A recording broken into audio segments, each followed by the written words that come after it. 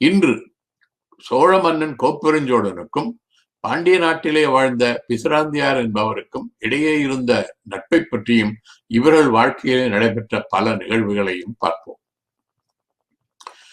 தமிழக வரலாற்றில் நாம் முதலாக காண்கின்ற சோழ மன்னன் உருவப்பகரேர் இளஞ்சேட் சென்னி என்பவன். அவனுக்கு அடுத்தபடியாக அவனுடைய மகன் கரிகால் வளவன் ஆட்சிக்கு வந்தான். கரிகால் வளவன் தன்னுடைய ஆட்சி காலத்தில் சேரனையும் பாண்டியனையும் வென்று மற்றும் பல குறுதல மன்னர்களையும் வென்று தமிழகம் முழுவதையும் ஆண்டான். கரிகால் வளவனுக்கு 2 மகன்கள் இருந்தார்கள். ஒருவன் மணக்கிள்ளி, மற்றொருவன் வேற்பகர் அடக்கை பெருவீரர் கிள்ளி. கரிகால் வளவனுக்கு பிறகு அந்த நாட்டை 2ஆக பிரித்து ஒரு பகுதியை மணக்கிள்ளியும் மற்றொரு பகுதியை வேற்பகர் அடக்கை பெருவீரர் கிள்ளியும் ஆட்சி செய்தார்கள். வேற்பகர் அடக்கை பெருவீரர் கிள்ளிக்கு 3 மகன்கள் இருந்தார்கள். ஒருவன் பெயர் கிள்ளி வளவன், மற்றொருவன் நலங்கிள்ளி, மற்றொருவன் மாவளத்தான். இதுல கிள்ளி வேற்பகர் அடக்கை பெருவீரர் கிள்ளிக்கு பிறகு சோழ நாட்டை ஆண்டவர் கிள்ளி வளவன். கிள்ளி வளவனுக்கு பிறகு கோப்பெருஞ்சோழன் என்ற மன்னன் சோழ நாட்டை ஆண்டான். இந்த கோப்பெருஞ்சோழனை பற்றித்தான் நாம் இன்று பார்க்க போகிறோம். கோப்பெருஞ்சோழனுக்கும் கிள்ளி வளவனுக்கும் என்ன உறவு என்பதை பற்றி வரலாற்று ஆசிரியர்கள் சரியாக குறிப்பிடவில்லை. கோப்பெருஞ்சோழன் கிள்ளி வளவனின் மகனாக இருக்கலாம், அல்லது அவனுடைய பேரனாகவும் இருக்கலாம், அல்லது அவனுடைய உடன் பிறந்த நலங்கிளியின் மகனாகவும் இருக்கலாம். எது எவ்வாறு இருப்பினும் கோப்பெருஞ்சோழன் ஒரு சிறந்த மன்னனாக இருந்தான். அவன் ஈகை, கொடை, வீரம் இவற்றிலே சிறந்து விளங்கி செங்கோல் செலுத்தி தன்னுடைய நாட்டை மிகச் சிறப்பாக ஆட்சி புரிந்தான். ஆட்சி புரிவதிலே ஆற்றலும் திறமையும் மட்டுமல்லாமல் அவன் அறிவும் புலமையிலும் சிறந்து விளங்கினான். அவன் இயற்றியதாக புறநானூற்றிலே 3 பாடல்களும் குறுந்தொகையிலே 4 பாடல்களும் உள்ளன. அவன் இயற்றிய புறநானூற்று பாடல் ஒன்றிலே ஒரு உயர்ந்த கருத்தை கூறுகிறான். அதாவது, நற்செயல்களை செய்வதனால் நிச்சயமாக பயன் உண்டு. நற்செயல்களை செய்யலாமா வேண்டாமா என்று மனதிலே மாசு உள்ளவர்களும் அறிவிற் குறைந்தவர்களும் தான் சந்தேகப்படுவார்கள். அறிவிற் சிறந்தவர்கள் நற்செயல்களை கண்டிப்பாக செய்வார்கள். நற்செயல்களை செய்பவர்கள் விண்ணுலக இன்பம் பெறலாம், அல்லது அவர்கள் பிறவாத நிலையை, அதாவது வீடு பேறு அடையலாம்.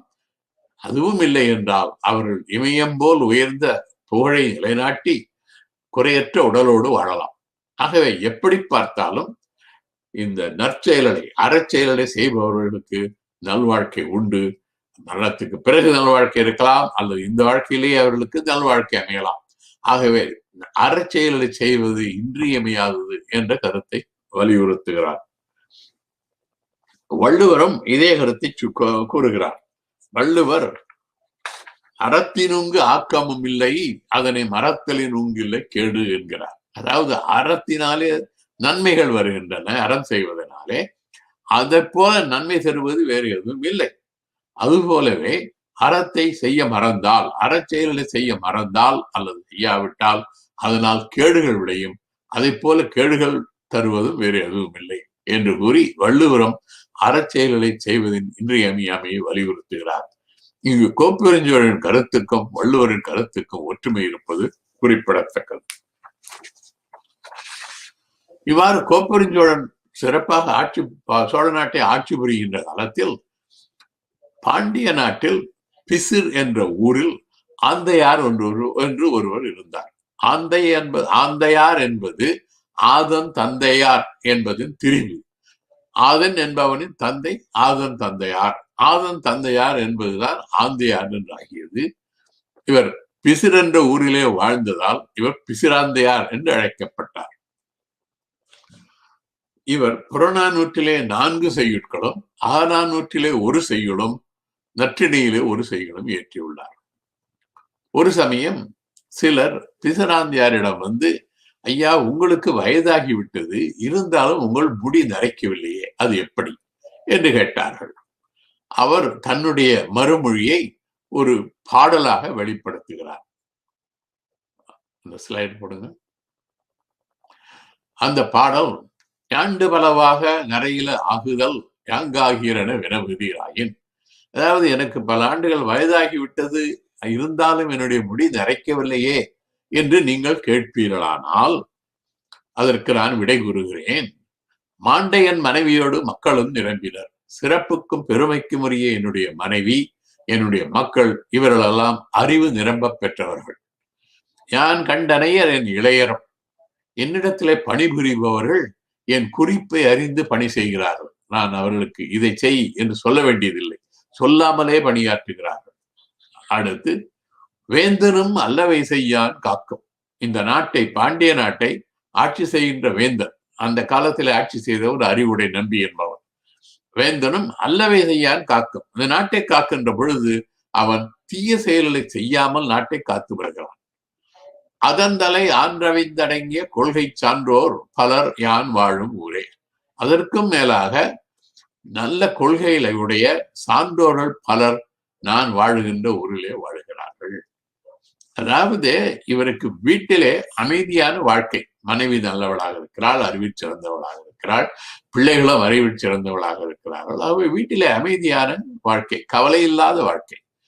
அதுபோல் ஊரிலும் நல்லவர்கள் இருக்கிறார்கள், சான்றோர்கள் பலர் இருக்கிறார்கள். ஆகவே ஊரிலும் நல்ல வாழ்க்கை, நாட்டிலும் அரசன் நல்லவனாக இருக்கிறான். ஆகவே நாட்டிலும் ஒரு அமைதியான சூழ்நிலை நிலவுகிறது. ஆகவே வீட்டிலும் நல்ல அமைதியான கவலை இல்லாத வாழ்க்கை, நாட்டிலும் நல்ல அமைதியான கவலை இல்லாத வாழ்க்கை. கவலை இல்லாத காரணத்தினாலே தனக்கு முடி நரைக்கவில்லை என்று கூறுகிறார்.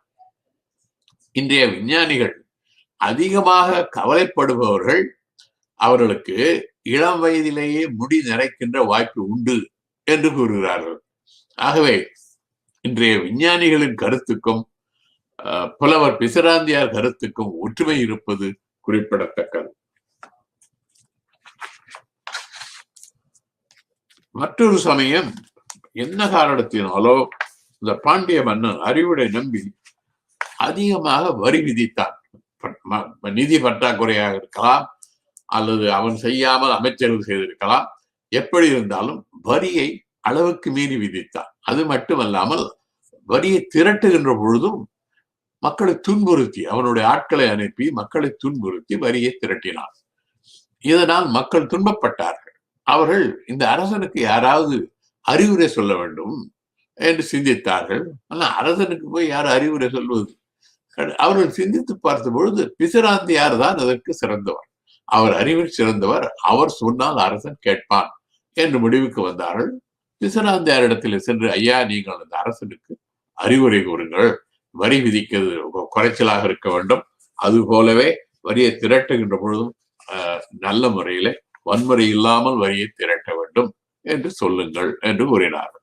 அவரும் அதற்கு ஒப்புதல் அளித்து அரசனுக்கு அறிவுரை கூறுகிறார். அவர் கூறிய அறிவுரை ஒரு பாடலாக உள்ளது புறநானூற்றிலே. அடுத்த ஸ்லைட். காய் நெல் அறுத்து கவளங்கொழினே மா நிறைவு இல்லதும் பன்னாட்கு ஆகும். அதாவது மா என்றால் ஒரு சிறிய அளவு வயல். மா என்பது ஒரு ஏக்கர்ல 1/3 அந்த அளவு, சிறிய அளவு தான் அந்த வயல் இருக்கிறது. அந்த அளவு வயலிலே விளைகின்ற நெல்லை அறுவடை செய்து அதை அரிசியாக்கி அதை உணவாக சமைத்து அதை கவளமாக உருட்டி யானைக்கு கொடுத்தால் அது யானைக்கு பல நாட்களுக்கு உணவாகும். 100 செரு ஆயினும் தமித்து புக்கு உணினே வாய் புகுவதனினும் கால் பெரிது கெடுக்கும். அப்படி உணவாக நாம் உருட்டி கவளமாக கொடுக்காமல் யானையை அந்த வயலில் மேய விட்டால், அது 100 வயல்களாக இருந்தாலும் அங்கே யானை போய் மேய்ந்தால் அது உண்ணுவதை விட அது காலால் மிதிக்கப்பட்டு அழிகின்ற நெல் பயிர்கள் தான் அதிகமாகும். ஆகவே அறிவுடை வேந்தன் நெறி அறிந்து கொளினே கோடியாத்து நாடு பெரிது நந்தும். வேந்தன் அறிவுடையவனாக இருந்து எப்படி வரி விதிக்க வேண்டும் என்ற நெறிகளை தெரிந்து வரியை விதித்தால் நாடு கோடிக்கணக்கிலே பொருள்களை கொடுத்து வளர்ச்சி அடையும். மெல்லியன் கிழவன் ஆகி வைகலம் வரிசை அறியா கல்லன் சுற்றமோடு பரிவுதவை எடுக்கும் பிண்டம் நச்சின் யானை புக்க புலம்போல தானும் முன்னான் உலகமும் கெடுமே. அப்படி இல்லாமல் முறையாக வரி விதிக்காமல் வன்முறையை பயன்படுத்தி வரியை திரட்டினால் அந்த அரசன் அறிவில் குறைந்தவன் ஆகவான். அப்படி அவன் அறிவில் குறைந்தவனாகி அவனுடைய ஆட்களை வைத்து வரியை திரட்டினால், மக்களை துன்புறுத்தினால் அதனால் நாடு அழியும், மக்களுக்கு நன்மை இல்லை என்று அறிவுரை கூறுகிறார். இந்த அறிவுரை அன்று மட்டுமல்ல, இன்றும் ஆட்சியாளர்களுக்கு தேவையான ஒன்று. அண்மையிலே இந்தியாவிலே நிதிநிலை அறிக்கை வெளியிட்ட நீதி அமைச்சர் நிர்மலா சீதாராமன் என்பவர் இந்த பாடலை பாராளுமன்றத்திலே மேற்கோள் காட்டினார். அதை கேட்ட பிரதமர் மோடி கரவொலி எழுப்பி ஆரவாரம் செய்தார். ரொம்ப மகிழ்ச்சி அடைந்தார் அந்த பாடலை கேட்டு. ஆனால் இந்த கொடும் தொற்று நோய் பரவி இருக்கின்ற காலத்திலே கூட ஜிஎஸ்டி வரிகள் குறைக்கப்படவில்லை அல்லது நீக்கப்படவில்லை. பெட்ரோல் விலை ஒரு லிட்டருக்கு 100 ரூபாயாக இருக்கிறது. சில இடங்களில் அதிகமாகவும் இருக்கிறது. ஆகவே இந்த பாடலை கேட்டு மகிழ்வது மட்டுமல்லாமல் இந்த பாடலில் உள்ள கருத்துக்களை ஆட்சியாளர்கள் பின்பற்ற வேண்டும் என்பதும் தெளிவாக தெரிகிறது. இவ்வாறு சோழ மன்னன் சிறப்பாக ஆட்சி புரிந்தான் சோழ நாட்டிலே. பாண்டிய நாட்டிலே பிசிராந்தியார் நல்ல புலமையோடு செல்வாக்கோடு இருந்தார். இப்படி இவர்கள் 2 பேரும் இருந்த பொழுது ஒருவரை ஒருவர் கண்டதில்லை. இருந்தாலும் பிசிராந்தியாரை பற்றி கோப்பெருஞ்சோழன் கேள்விப்பட்டிருக்கிறான். கோப்பெருஞ்சோழனுடைய ஆட்சி திறமை, அறிவு, புலமை இவற்றை பற்றி பிசிராந்தியார் கேள்விப்பட்டிருக்கிறார். ஒருவர் நேரில் சந்திக்காமலே, பார்க்காமலே, பழகாமலேயே நண்பர்களாகிவிட்டார்கள். மிகுந்த நட்புடையவர்களாக இருந்தார். இவருடைய நட்பு ஒரு சிறந்த நட்புக்கு எடுத்துக்காட்டாக கருதப்படுகிறது. இது போன்ற நட்பைத்தான் வள்ளுவர் உணர்ச்சி பழகுதல் வேண்டா, உணர்ச்சிதாம் நட்பாம் கிழமை தரும் என்கிறார். அதாவது 2 பேர் நண்பர்களாக இருக்க வேண்டுமானால் அவர்கள் அடிக்கடி நேரிலே சந்தித்து பேசி பழக வேண்டும் என்ற தேவை இல்லை. அப்படி பழகாமலேயே அவர்கள் நண்பர்களாக இருக்க முடியும். அது சிறந்த நட்பு. அப்படி இருந்த நட்பினாலே பல உரிமைகள் உண்டு என்று சொல்லுகிறார். நட்பை பற்றி கூறுகின்ற பொழுது அரிஸ்டாட்டில் என்ற கிரேக்க தத்துவ ஞானி நட்பை 3 விதமாக பிரிக்கிறார். ஒன்று மகிழ்ச்சிக்கான நட்பு.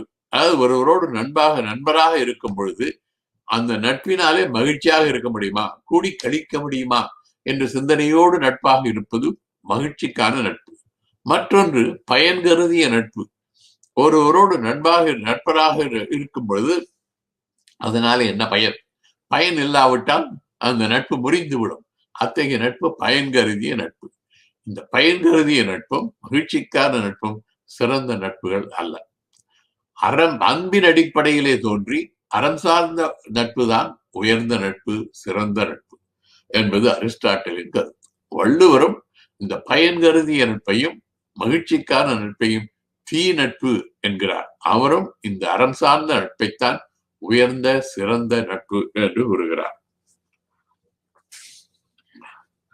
இக்காலத்தில் தொழில்நுட்பத் துறையிலே வளர்ச்சி அடைந்திருப்பதால் அலைபேசி, தொலைபேசி மற்றும் சமூக வலைத்தளங்கள் இவற்றினாலே வேறு ஊர்களிலோ அல்லது வேறு நாடுகளில் இருப்பவர்கள் கூட ஒருவரோடு ஒருவர் நண்பராக இருக்க முடியும். ஆனால் 2000 ஆண்டுகளுக்கு முன்பு சோழ நாட்டிலே இருந்த கோப்பெருஞ்சோழனும் பாண்டிய நாட்டிலே இருந்த பிசிராந்தியாரும் நண்பர்களாக இருந்தார்கள். அதுவும் நெருங்கிய நண்பர்களாக இருந்தார்கள் என்பதுதான் நமக்கு வியப்பை அளிக்கிறது. வள்ளுவர் உணர்ச்சி பழகுதல் வேண்டா, உணர்ச்சிதான் நட்பாம் கிழமை தரும் என்று கூறினார். அந்த குரலிலே அந்த நட்பினாலே சில உரிமைகள் உண்டு என்கிறார். அதுபோல தன்னுடைய உரிமையை, அந்த நட்பினாலே வரக்கூடிய உரிமையை எடுத்துக்கொண்டு பிசிராந்தியார் ஒரு செய்தியை சொல்கிறார். அந்த அன்னப்பறவை என்ற ஒரு பறவை இருக்கிறது. ஒரு அன்னப்பறவை, அது ஒரு ஆண் அன்னப்பறவையை பார்த்து உரிமையோடு ஒரு செய்தியை சொல்லுகிறார். அது ஒரு நல்ல பாடல். அந்த பாடலை பார்ப்போம். குமரியம் பெருந்துரை ஐரை மாந்தி வடமலை பேருவை ஆயின், அதாவது அன்னச்சேவலே, அன்னச்சேவல் என்றால் ஆண் அன்னப்பறவை. அன்னப்பறவையே, நீ குமரி ஆற்றங்கரையிலே இருந்து ஐரை மீன்களை உண்டு வடமலை இமயமலையை நோக்கி செல்வாயானால், அது அந்த சங்க காலத்துக்கு முந்தி சில பழங்காலத்திலே குமரி ஆறு என்று இருந்தது. கன்னியாகுமரிக்கு தெற்கே குமரி ஆறு இருந்தது, குமரி மலை இருந்தது, பகுருளி ஆறு இருந்தது, பகுருளி மலையும் இருந்தது. அவையெல்லாம் கடலால் கொள்ளப்பட்டன. ஆகவே குமரி ஆற்றங்கரையில இருந்து ஐரை மீனை உண்டு நீ வடமலைக்கு இமயமலை நோக்கி செல்வாயானால் இடையது சோழ நன்னாட்டு படினே, நீ வழியில செல்லுகின்ற வழியில சோழ நாடு இருக்கும். அந்த சோழ நாட்டிலே கோழி உயர்நிலை மாடத்து குறும்பறை அசையி. கோழி என்றால் கோழியூர், கோழியூர் என்றால் உறையூர். உறையூரிலே தான் கோப்பெருஞ்சோழன் தலைநகராக கொண்டு ஆட்சி புரிந்தான். ஆகவே நீ இந்த செல்லுகின்ற பொழுது சோழ நாட்டுக்கு செல்லுவாய். சோழ நாட்டுக்கு செல்லுகின்ற போது உறையூருக்கு செல்லுவாய். அந்த உறையூருக்கு செல்லுகின்ற பொழுது அங்கே உயர்நிலை மாடங்கள், பெரிய மாளிகையில அரசன் இருப்பான், கோப்பெருஞ்சோழன் இருப்பான். அங்கே வாயில் விடாது கோயில் புக்கு, அது வாயிலை கடந்து, வாயில் காவலர்களையும் வாயிலையும் கடந்து கோயில் புக்கு, கோயில் என்றால் அரசன் வாழ்கின்ற இடம், அங்கே சென்று எம் பெருங்கோ கிள்ளி கேட்க இரும்பிசு ஆந்தை அடியுரை எனினே, அது அவனுடைய இந்த கோப்பெருஞ்சோழனுடைய காதிலே கேட்குமாறு இரும்பிசு ஆந்தை அடியுரை எனினே, நீ நான் பெருமைக்குரிய பிசராந்தையாருடைய அடிமை அடியேன் என்று சொன்னால், அதை என் பேரை சொல்லு. நீ என் பேரை சொன்னா மாண்டனின் இன்புறு வேடை அணிய தன் நண்புறு நன்கலம் நல்குவன் நினைக்கே. அதாவது சிறந்த உன்னுடைய துணைப்பறவை பெட்டை, பெட்டை என்றால் பெண் அன்னப்பறவை, அந்த பெண் அன்னப்பறவைக்கு என்னென்ன எந்த விதமான நகைகளெல்லாம் வேண்டுமோ அவற்றையெல்லாம் அவன் மகிழ்ச்சியோடு தருவான். பெண் அன்னப்பறவைக்கு நகைகள் வேண்டியதில்லை, உரிமையை சொல்லுகிறான். என் பேரை சொல்லு, உனக்கு எது வேண்டுமானாலும் அரசன் கொடுப்பான் என்று தன்னுடைய உரிமையோடு கூறுகிறான். அதுதான் இந்த பாடலுடைய சிறப்பு.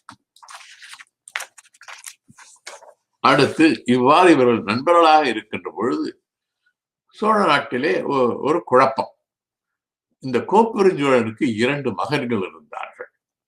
அந்த 2 மகன்களுக்கும் ஆட்சி பொறுப்பு கிடைக்கவில்லை. ஏன்னா தந்தை நீண்ட நாள் ஆட்சியில் இருக்கிறார், அதனால தமக்கு ஆட்சி கிடைக்கவில்லையே என்று ஒரு பக்கம் அவர்களுக்கு ஆதங்கம். அதனாலோ அல்லது வேறு காரணங்களினாலோ தந்தையை எதிர்த்து போரிட்டு தந்தையிடமிருந்து ஆட்சியை கைப்பற்ற வேண்டும் என்று அவர்கள் முடிவு செய்தார்கள். தந்தை கோப்பெருஞ்சோழனுக்கு ஆத்திரம், தன்னை எதிர்த்து தன்னுடைய மகன்கள் போர் செய்வதா என்று ஆத்திரப்பட்டான். அவனும் போருக்கு தயாரானான்.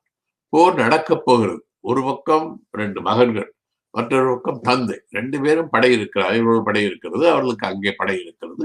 2 பேரும் போருக்கு தயாராக இருக்கிறார்கள். இந்த சூழ்நிலையிலே புல்லாற்றூர் ஏற்றியனார் என்றொரு புலவர் வந்தார். மன்னனிடத்திலே, மன்னா, இந்த போரிலே நீங்கள் வெற்றி பெற்று உங்கள் மகன்கள் தோல்வி அடைந்தால் இந்த நாட்டை உங்களுக்கு பிறகு யாருக்கு கொடுக்க போகிறீர்கள்? தோல்வியுற்றால் அவர்கள் கொல்லப்படலாம், அவர்கள் நாட்டை விட்டு வெளியேறலாம். அப்படி இருக்கும் பொழுது இந்த நாட்டை நீ வெற்றி பெற்றால் அந்த நாட்டை யாருக்கு கொடுக்க போகிறாய்? அல்லது அவர்கள் வெற்றி பெற்று நீ தோல்வி அடைந்தால் நீ கொல்லப்படலாம் அல்லது சிறையில் அடைக்கப்படலாம். இந்த சூழ்நிலை அவமானத்துக்குரியது. உன்னை பார்த்து உன்னுடைய பகைவர்கள் ஏளனமாக சிரிப்பார்கள். ஆகவே நீ போரிலே வெற்றி பெற்றாலும் பயனில்லை, இந்த போரில் யார் வெற்றி பெற்றாலும் பயனில்லை, யார் தோல்வி அடைந்தாலும் பயனில்லை. இந்த போர் யாருக்கும் நன்மை தராது. ஆகவே இந்த போரை நிறுத்துங்கள், வேண்டாம் என்று ஒரு அறிவுரை கூறுகிறார். மன்னனும் அந்த அறிவுரையை ஏற்றுக்கொண்டான். ஆனால் போர் நடைபெறாவிட்டாலும் கூட தன்னுடைய மகன்கள் தன்னை எதிர்த்து போரிட வந்தார்களே என்பதை நினைத்து நினைத்து அவன் வருந்தினான். இது போன்ற பகையும் போரும் வரலாற்றிலே சில இடங்களிலே பார்க்கிறோம். உதாரணமாக அவுரங்கசீப் தன்னுடைய 3 உடன் பிறந்தவர்களை கொன்று முகலாய சக்கரவர்த்தி ஆனார். அது மட்டுமல்ல, தன்னுடைய தந்தை ஷாஜகானை சிறையில் அடைத்தான். ஷாஜகான் தான் இறக்கும் வரை சிறையிலே இருந்து இறந்தான்.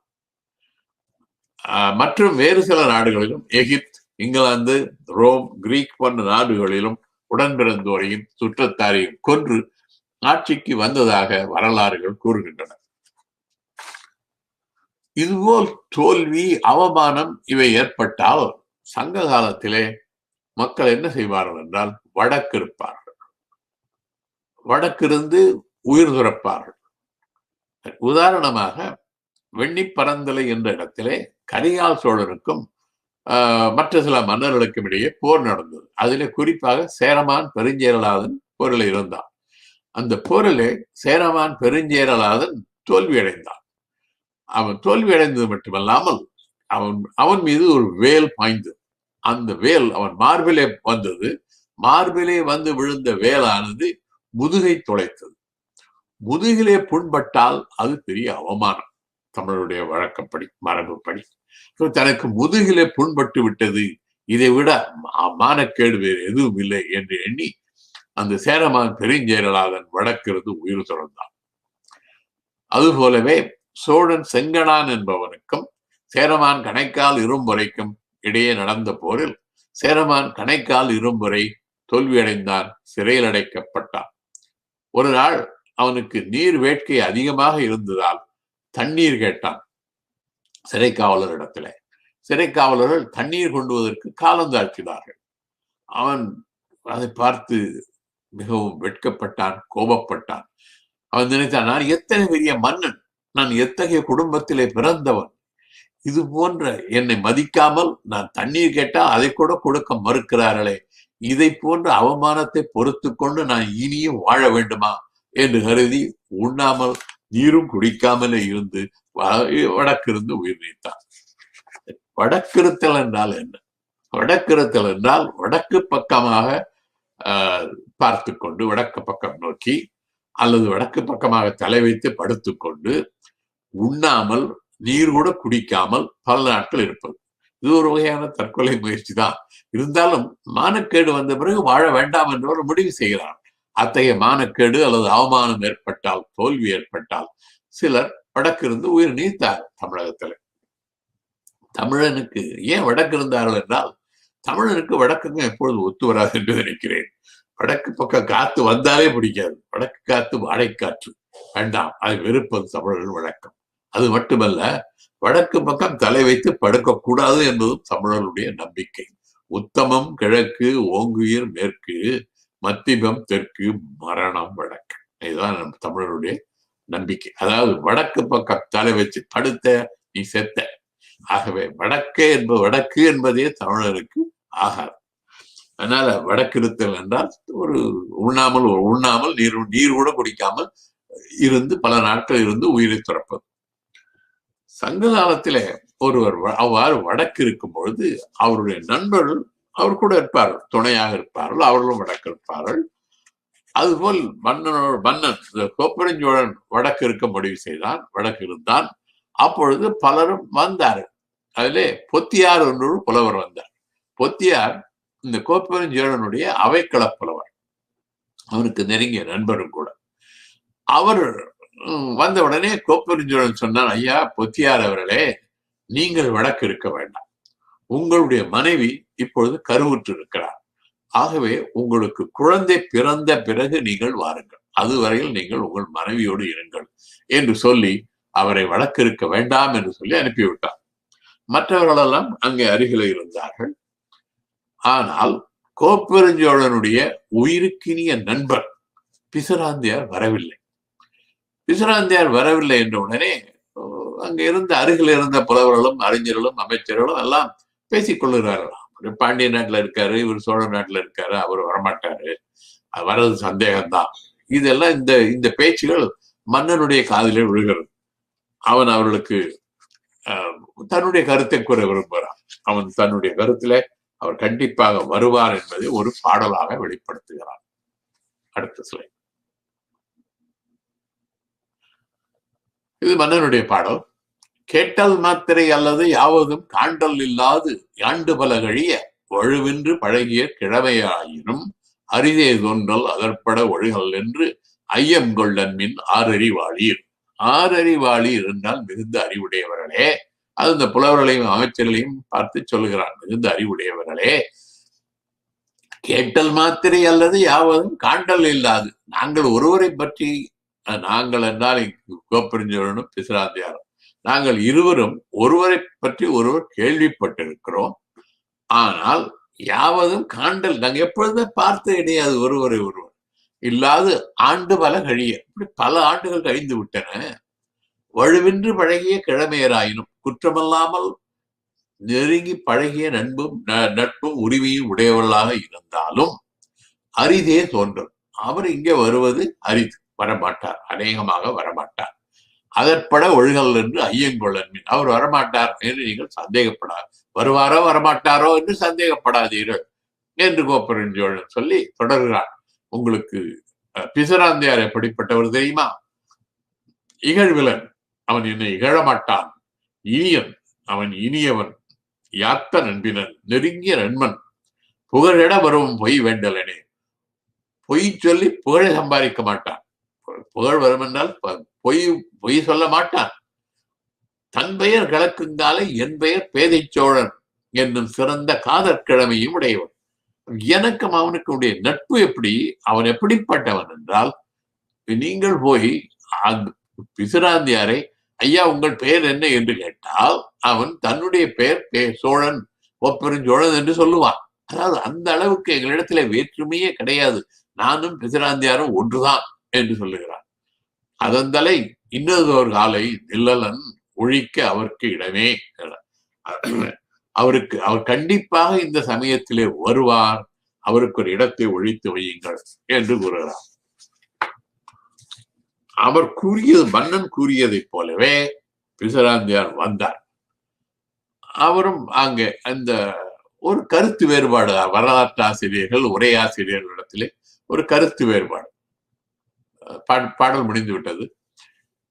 அந்த கருத்து என்ன சொல்லுறாருன்னா, சில பேர் என்ன சொல்றாருன்னா, பிசிராந்தையார் வந்தார், ஆனால் அவர் மன்னன் இறந்த பிறகுதான் வந்தார் என்று சொல்லுவார். சிலர் இல்லை அவர் இறப்பதற்கு முன்னாலே வந்தார், அவரும் கூடவே இருந்து வடக்கிருந்து உயிர் நீத்தார். எது எப்படி இருந்தாலும் மன்னன் உயிர் நீத்த இடத்திலேயே அவரும் உயிர் நீத்தார், அங்கேயே அவர் செத்தார், வடக்கிருந்து உயிர் நீத்தார். ஆகவே இருவரும் இறந்தார்கள். இறந்த பிறகு அவர்களுக்கு 2 நடுகற்கள் வைக்கப்பட்டன. இந்த பொத்தியார் அவர்தான் இவரோட வடக்கு இருக்க விரும்பினார், இவர் வேண்டாம்னு சொல்லி அனுப்பி விட்டார் இல்லையா. அந்த பொத்தியார் இவர் மன்னன் இறந்ததை பற்றி கேள்விப்பட்டார். மன்னன் இறந்து விட்டானே என்று நினைத்து அவருக்கு வருத்தம். அவர் இங்க வருகிறார், இவர் வடக்கு இருந்த இடத்துக்கு வருகிறார். இங்க பார்த்தா அங்கு 2 நடுகற்கள் இருக்கின்றன. அப்பதான் தெரியும் அவருக்கு, மன்னன் இறந்ததும் தெரியும், அதோடு இந்த பிசிராந்தையார் வந்தார், அவரும் வடக்கு இருந்து இறந்தார் என்பது தெரிய வருகிறது. அவருக்கு பெரிய பெரிய வியப்பு, ஒரு பக்கம் வருத்தம், சிறந்த மன்னன், நண்பனை போன்றவன், அவன் இறந்து விட்டானே என்று ஒரு வருத்தம். அதே சமயம் அவன் இத்தகைய முடிவெடுத்து அவனோடு அந்த நண்பர் இங்கு பார்த்ததெல்லாம் அவருக்கு மிகுந்த வியப்பை அளிக்கிறது. தன்னுடைய வியப்பை ஒரு பாடலாக வெளிப்படுத்துகிறார். அடுத்த ஸ்லைட். நினைக்குங்காலை மருட்கை உடைத்தே. இந்த நிகழ்ச்சிகள் எல்லாம் நினைத்து பார்த்தாலே எனக்கு வியப்பாக இருக்கிறது. இணைப்பெரும் சிறப்பினோடு நீங்குது துணிதல். எவ்வளவு சிறப்பானவன் மன்னன், இந்த ஒரு முடிவை அவன் எடுத்தது எனக்கு வியப்பை அளிக்கிறது. அதனினும் மருட்கை உடைத்தே பிற நாட்டு தோற்றம் சான்ற சான்றோன் போற்றி இசை மரபு ஆக நட்பு கந்தாக இணையதோர் காலை இங்கு வருதல். மன்னன் வடக்கு இருக்க முடிவு செய்ததே வியப்பாக இருக்கிறது. அதை விட மேலாக எங்கேயோ வேற நாட்டிலே இருக்கின்ற ஒரு சான்றோன் நட்பின் அடிப்படையிலே நட்புக்காக இங்கு வந்தார், அது இன்னும் வியப்பாக இருக்கிறது. வருவன் என்ற கோனது பெருமையும், அது அவர் வருவார் என்று சொன்ன கோப்பெருஞ்சோழனுடைய பெருமையும், அது பழுதின்றி வந்தவன் அறிவும், அது மன்னனுடைய சொல் தவறாமல் இங்கு வந்தாரே, வந்தவருடைய அறிவு, எதை பற்றி கேள்விப்பட்டிருக்கிறார், வந்தவன் அறிவும் வியத்தொரும் வியப்பிறந்தன்றே. இது எல்லாம் நினைக்கும் பொழுது நான் வியக்கிறேன், பல முறை வியக்கிறேன். ஒவ்வொரு முறை நான் வியக்கின்ற பொழுதும் என்னுடைய வியப்பினுடைய எல்லையை தாண்டுகிறது என்கிறார். அதனால் தன்கோல் இயங்கா தேயத்து உரையும் சான்றோன் நெஞ்சுறப் பெற்ற தோன்றிசை அன்னோனை இழந்த உலகம் என்ன ஆவது அழியதுதானே.